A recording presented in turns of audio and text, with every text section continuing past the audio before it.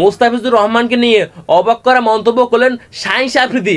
শাহিন আফ্রিদি বলেন, আমাদের মূল অস্ত্র হচ্ছে মোস্তাফিজুর রহমান। তার কারণ হচ্ছে মোস্তাফিজুরের বল, কাটার বল, তার ডেট ওভার বল কেউ খেলতেই পারে না।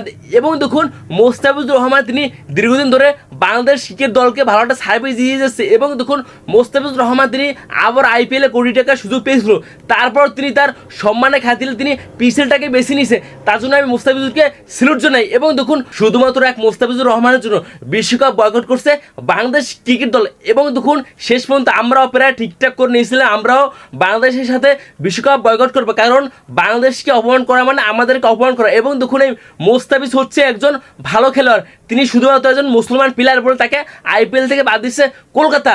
কলকাতা তার সাথে একেবারে ঠিক করে নেয়। মোস্তাফিজ তিনি আইপিএল খেলার যোগ্যতা রাখে। শাহিন আফ্রিদি বলেন, আমাদের লাহোর কান্দাস দলে আছে মোস্তাফিজুর এবং ইমন।